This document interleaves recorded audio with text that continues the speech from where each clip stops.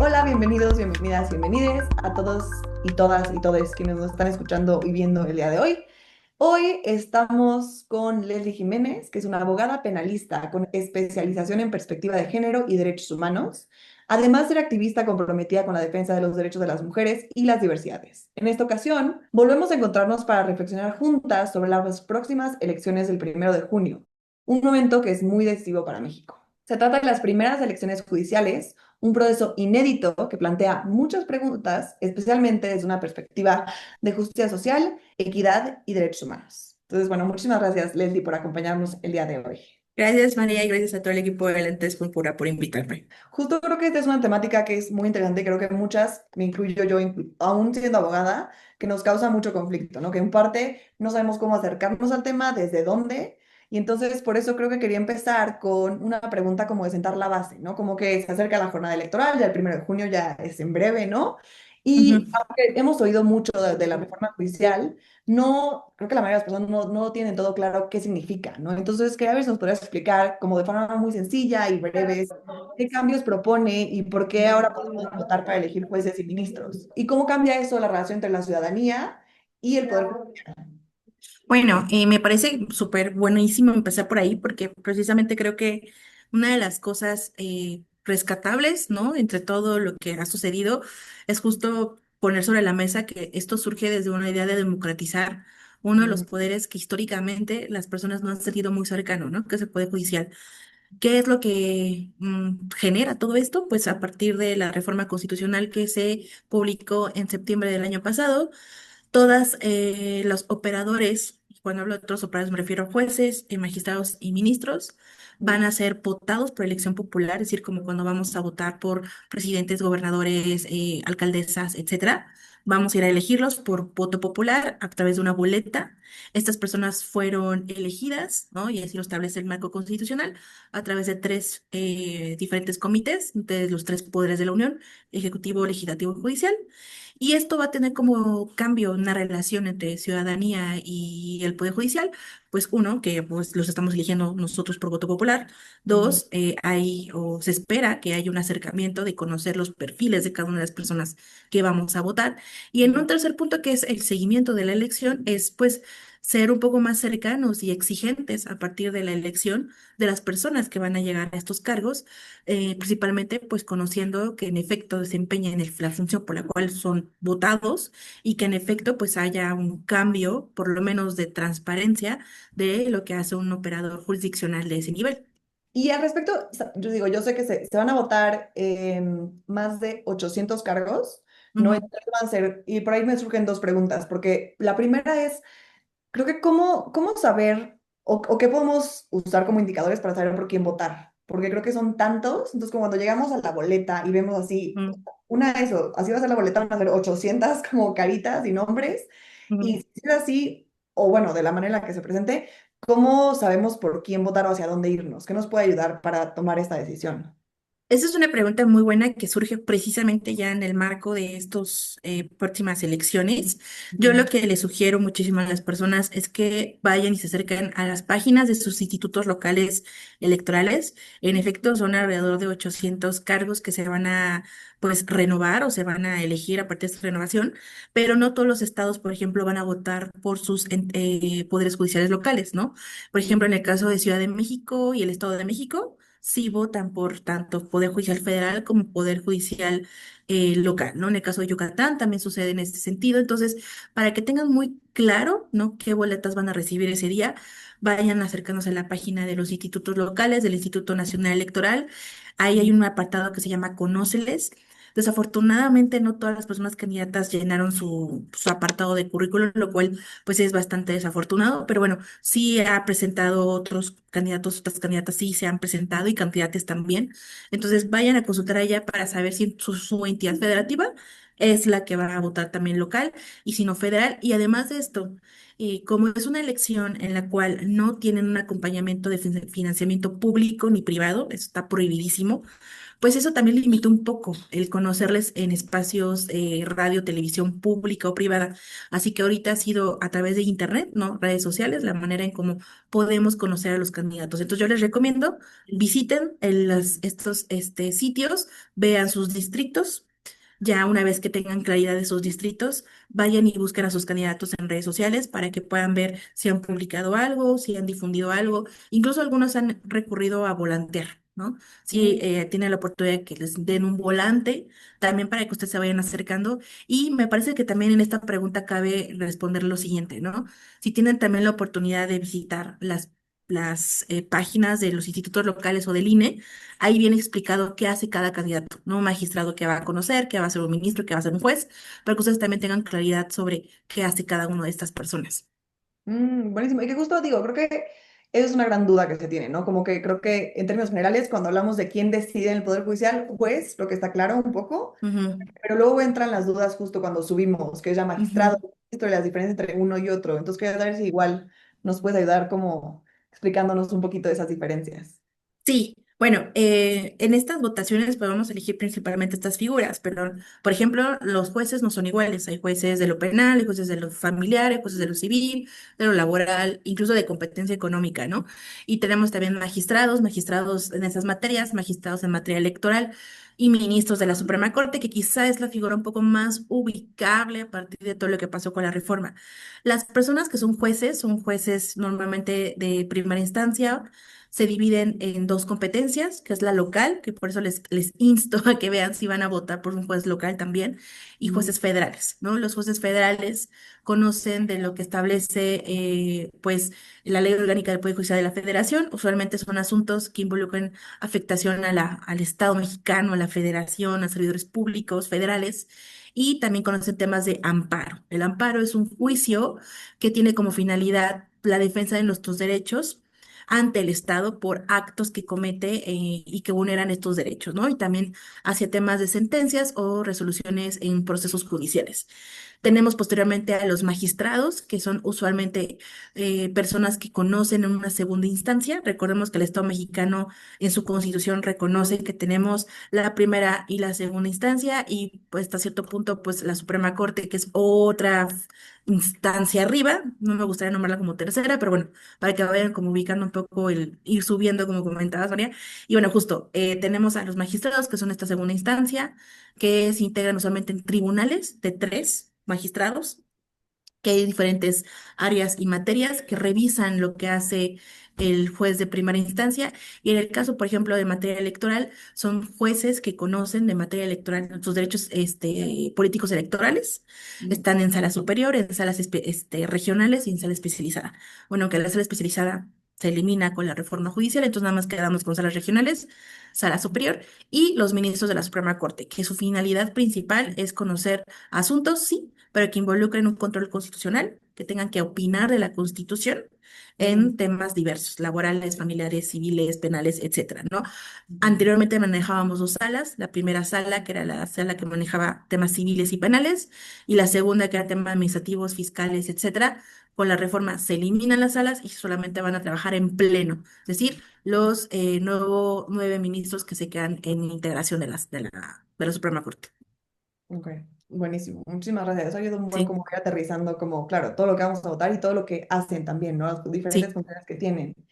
Y creo que también, justo hablando de esto que ya lo decía, ¿no? Hay mucha desinformación y muchos mitos. Y entonces, que te quería preguntar, como justo tú, ¿qué mitos o qué desinformaciones, noticias falsas has detectado alrededor de este proceso electoral y cómo podemos enfrentarlos para no caer Ujú. justo en narrativas falsas o manipuladoras y sí caer en el ciclo de la desinformación?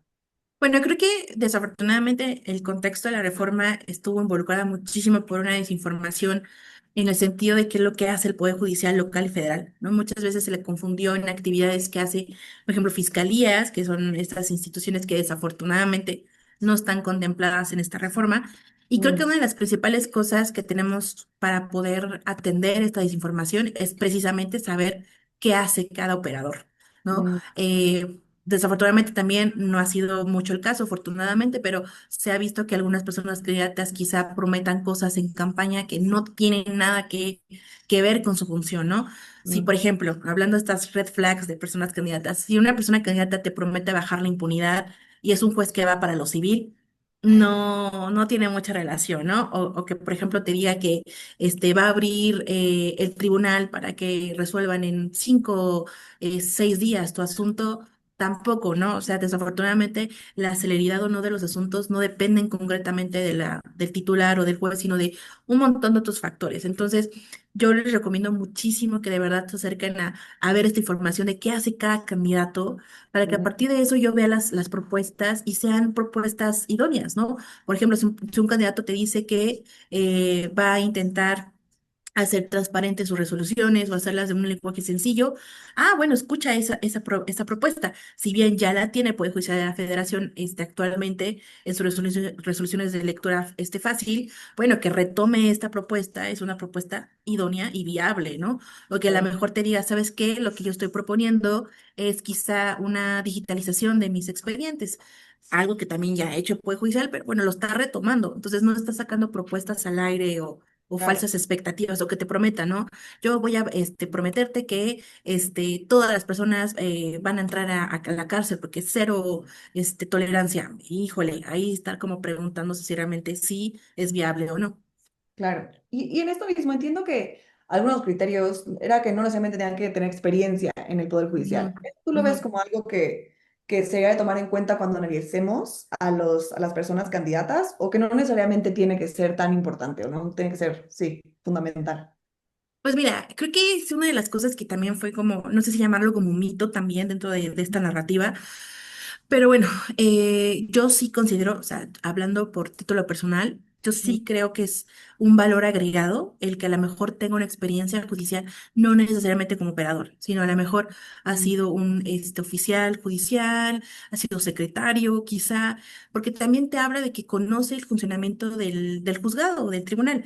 mm, Si bien es cierto, cualquier persona ajena, dada la reforma, puede llegar a ocupar esos espacios, lo cierto también es que ya los tribunales y en sí el Poder Judicial hay una sinergia, que no se va a renovar completamente con la elección. Va a seguir funcionando temas administrativos como llega un expediente, lo registro, o sea, esas cositas no se van a cambiar, van a seguir existiendo. Entonces yo sí creo que le da un valor agregado que la persona sea parte o haya trabajado incluso, y que también te da una buena lectura si a lo mejor es un oficial que está buscando ser juez. ¿No? Por ejemplo, claro, si es una persona que es oficial y que está buscando ser magistrado, saltándose a la parte de un juez, ahí yo pondría sobre la mesa analizar esas cuestiones. Pero claro. sí creo que es un valor agregado para por lo menos un tema administrativo de conocimiento de cómo trabajan. Sí. Claro, sí, eso es buenísimo. Y creo que esto también me lleva a otra pregunta, porque creo que trabajando dentro del Poder Judicial ya tienen, ¿no?, idea de cómo funciona también, pero luego se siente a veces como que la forma en la que se aplica la ley en los casos Ujú, es como que, bueno, cambia, ¿no? Y justo cuando ujú.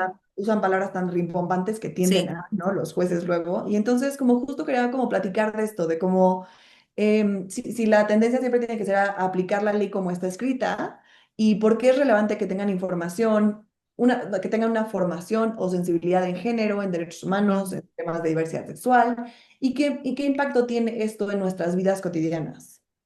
Híjole, creo que esta pregunta se relaciona mucho con lo que tenemos que esperar una vez que ya ocurra la elección. Mm, En todos los procesos o más bien en este proceso de encontrar a las personas candidatas, hubo muchas críticas sobre el tema de pues, experiencia y conocimientos previos.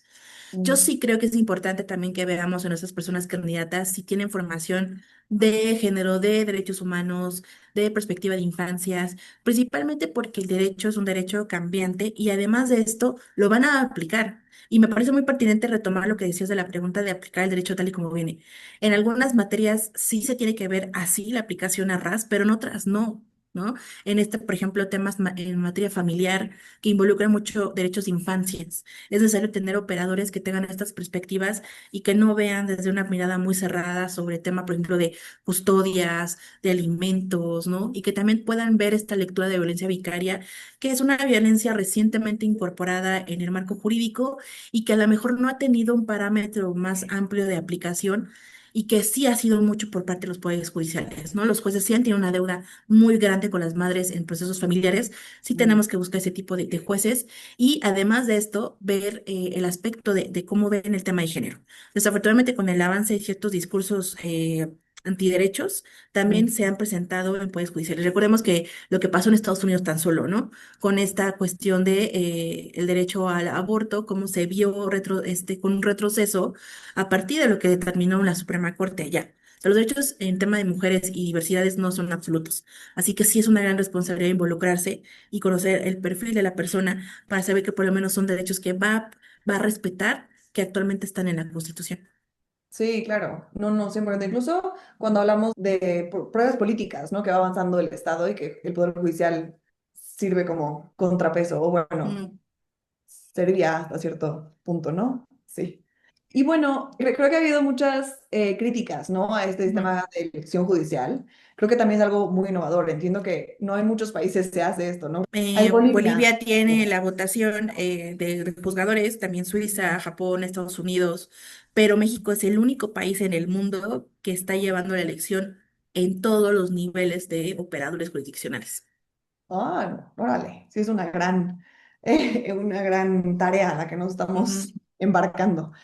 Y bueno, con esto también señala que, por ejemplo, una de las críticas es que faltan filtros, ¿no? Para evitar que personas con antecedentes de violencia de género o discursos discriminatorios accedan a estos cargos, que como lo dices, es súper ujú, importante poner atención a esto porque ellos van a marcar el paso de muchas cosas, ¿no? Las sentencias que se ujú. van emitiendo marcan el paso también luego de políticas que se van a ir avanzando, ¿no? Y entonces también hay preocupación sobre cómo podría esto afectar a la paridad de género. Y entonces aquí te quería preguntar, ¿qué tan fundadas son estas preocupaciones? ¿Y cómo podemos analizarlas críticamente? Híjole, creo que son muy, muy fundadas. Una de las cosas que varias señalamos en el proceso de filtros de las personas candidatas era que ciertos requerimientos sí eran bastante peligrosos para el acceso a mujeres y disidencias. Por Ujú. ejemplo, el promedio.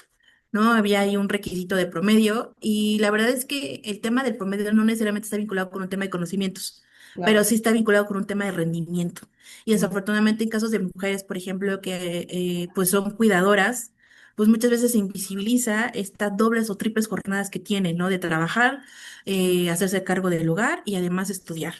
Y Ujú. además de esto, en caso de disidencias, pues también ha sido un proceso lento en caso de universidades que reconozcan a personas no binarias, Ujú. a este cambio de documentación para personas trans. Y eso también fue un filtro negativo, ¿no? En imponer promedios, en imponer este tipo de pues solemnidades que realmente no suman o para bien o para mal a un operador jurisdiccional. Ahora, el tema de la paridad concretamente, ya el Poder Judicial Federal había estado comenzando sus procesos de selección y sus convocatorias a hablar, por ejemplo, de convocatorias solo para mujeres juzgadoras.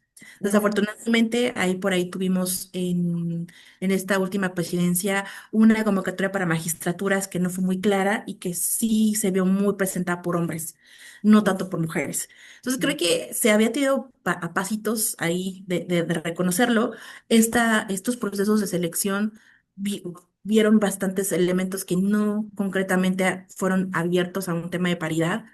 Y que además de esto, pues lo estamos viendo reflejado, ¿no? En tema de cuántas personas realmente quedaron en la boleta.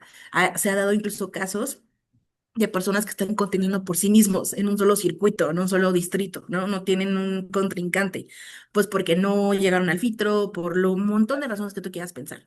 Y Mm. esto, pues sí se va a ver muy afectado en la representación nueva del Poder Judicial, aunque yo, ojo, quiero decir una cosa. También hemos dado cuenta, desafortunadamente, en cómo está actualmente la Suprema Corte, que no necesariamente por tener muchas mujeres están teniendo una perspectiva de género. Entonces, Sí, parecía. también eso es importante poner sobre la mesa, el que sea una mujer no necesariamente va a tener una perspectiva de género y menos una perspectiva interseccional. Así que también es, como decías, una tarea pesada, sí, y se suma más esa tarea al estar revisando con lupa a cada una de las personas candidatas. Sí. Y ahí digo, para efectos de transparencia, porque creo que una de las preocupaciones que mínimo desde mi lado siempre escuché es como Ujú, cómo lograr que las personas porque muchas personas se postulan, ¿no? De todo. Y ujú. luego los filtros que existían, ¿cuáles eran esos filtros más o menos? Digo, si lo tienes. un poco Fueron confuso. tres comités y los comités Ujú. cada uno abrió su convocatoria, que de entrada también ahí fue un tema un poco, pues, llamámosle curioso, porque cada comité sacó su convocatoria el día que quiso y lo cerró el Ok. día que quiso. Estos filtros establecían que el comité estaba integrado por personas elegidas por el mismo poder, en este Ujú, caso judicial, legislativo, y ejecutivo, y lo ujú, que iban a hacer es recibir documentación, como un filtro de universidad cuando quieres inscribirte a la escuela, mandar tu acta de nacimiento, tus títulos, tu CV, acreditar tu experiencia, etcétera. Y ese ujú, comité tenía un tiempo determinado para revisar toda esa documentación y cotejarla.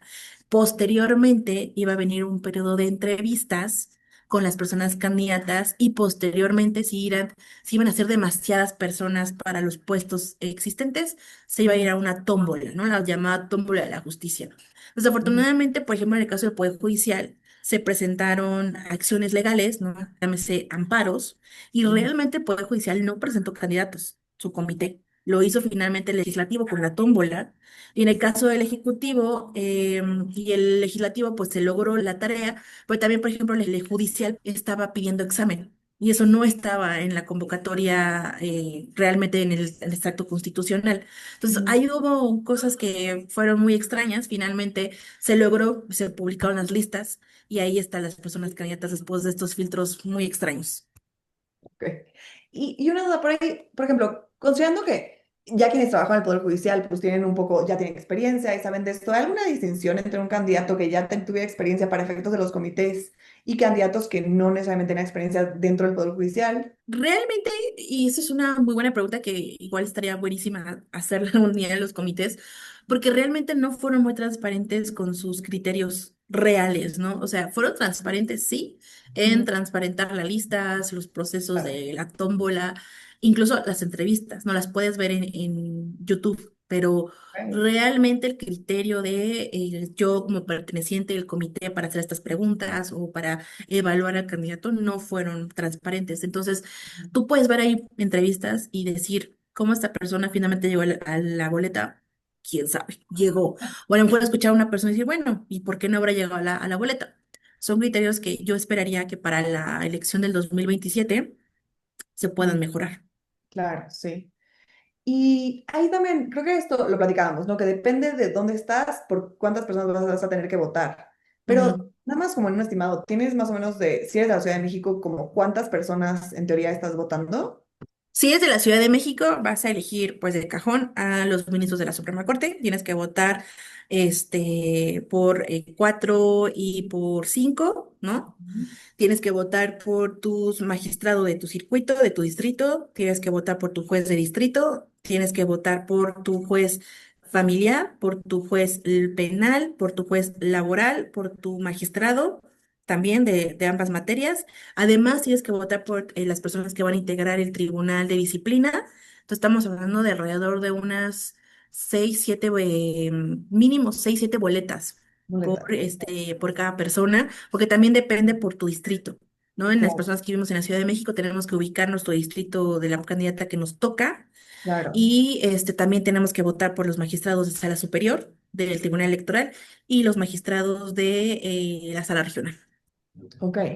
Sí, es que pensaba un poco como de si podamos darle, si alguna recomendación se le puede dar a alguien que nos esté viendo y que quiere informarse, pero que creo que las entrevistas de YouTube son una gran espacio, ¿no? Como de justo ver cómo contesta, ¿no? ¿Qué está diciendo? O no sé qué tan cerca. Mi principal recomendación es primero que ubiquemos nuestro distrito para ver cómo está, porque además una de las cosas, llamémosle innovadoras de esta elección, es que no se va a conformar como las tuvimos el año pasado, de nuestra casilla, hay que ir a votar y que ubicarla, pues no, se distribuyó los distritos electorales de manera diferente, evidentemente por la cantidad de cosas que se van a elegir y votar y demás, entonces no va a ser igual. Entonces, primero hay que detectar nuestro distrito, a partir de ahí buscarlos en Conóceles. Ok. Este es mi candidato para tal cargo, tal. Y ya después de ahí buscarles también en Conóceles si está su CV y cuál si podemos buscar su entrevista. Ujú, También, por ejemplo, hay colectivos en sociedad civil que han intentado hacer como esta información resumida, ¿no? De mejorar las motores de búsqueda. Y además de esto también, pues si buscarlos en TikTok, básicamente ahí uno entra a TikTok o a Twitter, si es que no es tan millennial, y Ujú. buscarlos por ahí. Ya, ok, buenísimo. Es bueno, porque siento que a veces siente como, todo, o sea, con lo que me venías diciendo de todo lo que tenemos que votar, se siente como una tarea, ¿no? Muy Grande. abrumadora. Sí, sí, sí. Entonces, bueno, saber hacia dónde nos tenemos que dirigir y primero aterrizar quiénes van a ser como nuestro distrito y ahí ya ir avanzando, encontrando las fuentes de información que estén a nuestra disposición. Sí, la verdad es que aquí no es como un tema de institucional de lavarle las manos y a alguien, pero realmente el INE está haciendo un ejercicio con lo que tiene de hacer todo lo más clarificado posible. Entonces, aprovechemos estas oportunidades de todo lo que está poniendo de información para que Ujú. podamos tener estas herramientas. Buenísimo. Oye, y ahí también, justo con lo que me comentabas de que mínimo de la Ciudad de México eran como 6 boletas, ¿no? Y entonces creo que también es un gran reto. ¿Nos podrías como guiar como paso a paso sobre cómo será el proceso de votación y qué debemos tener en cuenta para ejercer nuestro voto justo de manera informada, como, y cómo funcionan las boletas, esto, sí. Pues aquí yo creo que estamos todavía en un muy buen tiempo, o sea, estamos en unas muy buenas fechas como para ir buscando la información y además de esto ir pues almacenándola o analizándola como pues cada uno una a una y considere. Y además de esto, ya teniendo esta información, nuevamente en el INE o en la página de tu instituto local, buscar en qué casilla te va a tocar. Recordemos que como les comentaba, no va a ser igual la división de distritos, incluso las boletas no se van a contar por los funcionarios de casilla, se van a contar hasta el instituto. Ahí ellos van a hacer el conteo. Entonces, tenemos que ubicar nuestra casilla donde vamos a ir a votar y hacerlo con calma, ¿no? Ya incluso por ahí se sabe que por ejercicios que se han hecho, que esto va a durar pues, por lo menos unos 20 minutos por persona. Entonces, ir con Ok. tiempo, ir con calma. Esto es una gran responsabilidad, entonces intentar realmente ir. Y el segundo punto, si pueden ver los simuladores también, les va a ayudar muchísimo. El INE tiene simuladores, por ejemplo, para la elección federal para que ustedes puedan ir viendo, ¿no? Cómo van a ir a votar, cómo es la boleta, se vayan acercando con la boleta, porque también, desafortunadamente, también las boletas ahí tienen varios temillas, ¿no? Están como muy concentradas, si tienes una dificultad visual, pues te va a costar muchísimo trabajo andar entendiendo los numeritos.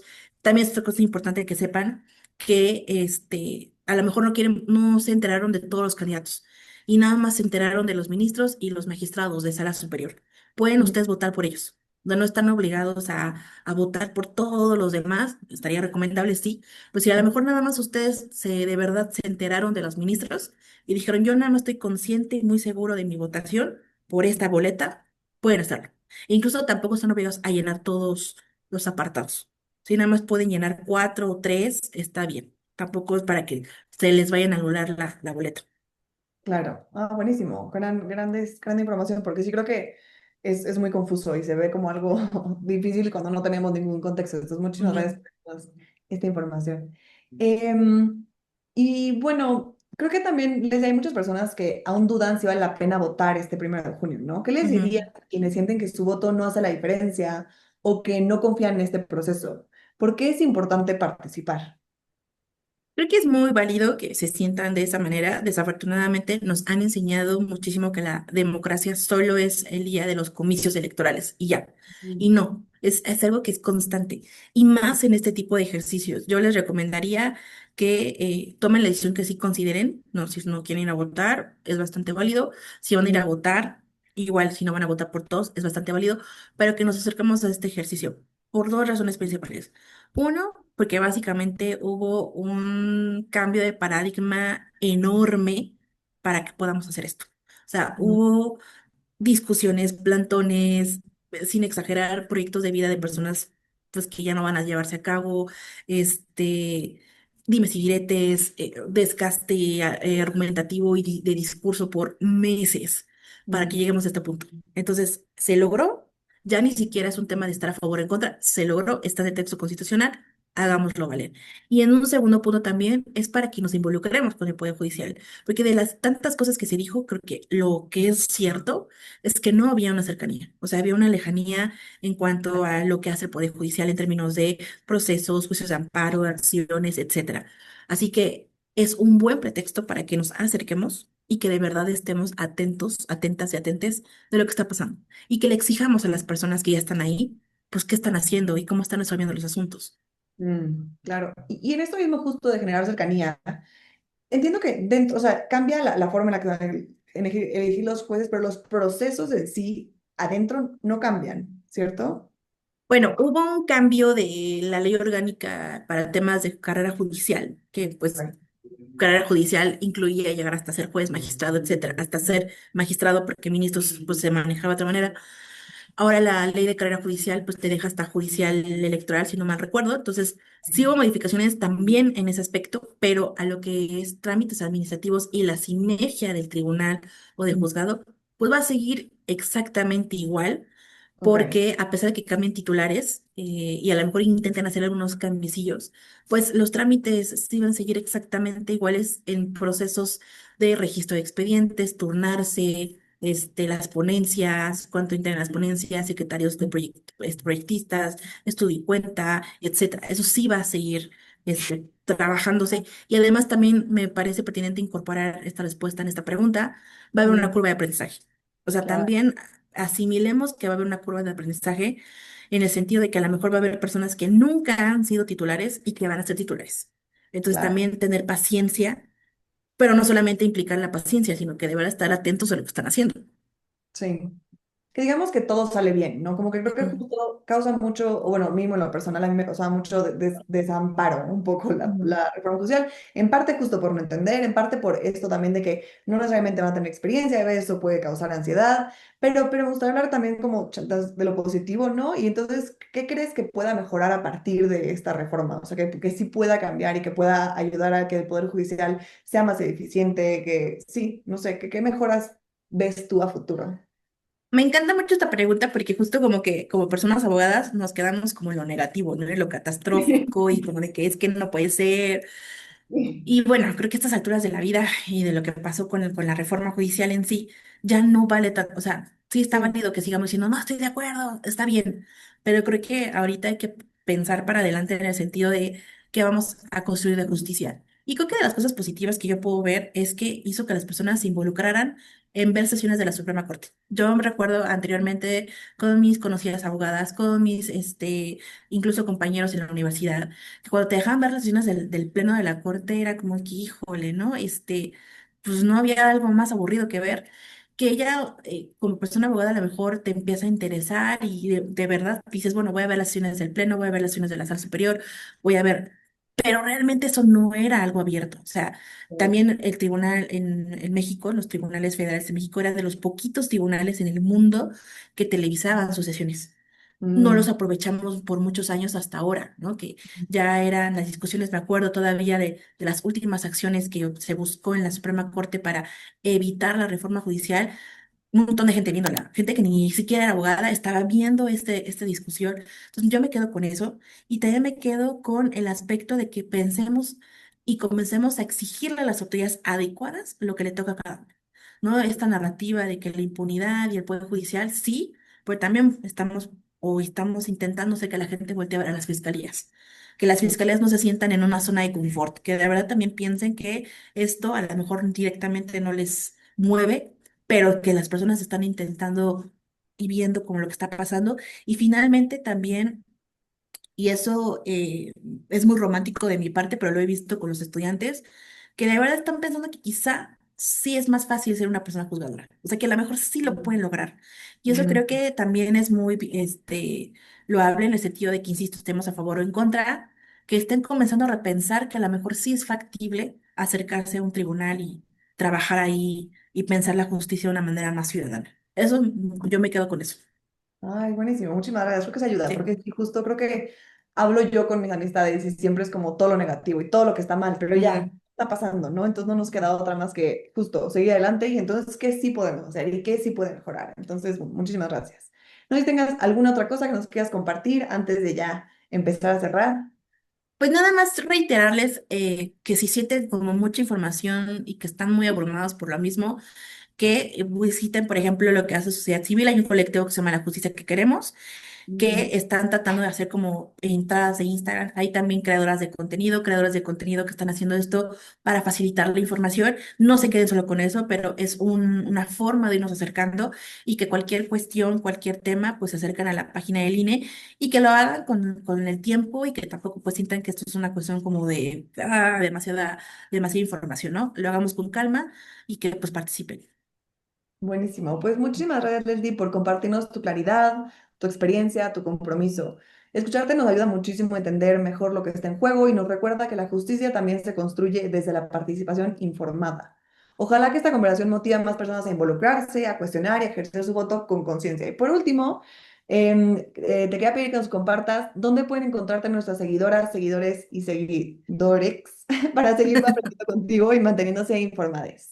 Pues me pueden encontrar en Twitter, en Instagram y en TikTok como les-iju. Entonces ahí nos podemos estar chismeando y que en esta nueva temporada del Poder Judicial pues tengamos la oportunidad de estar chismeando las nuevas sesiones del Pleno. Buenísimo, muchísimas gracias.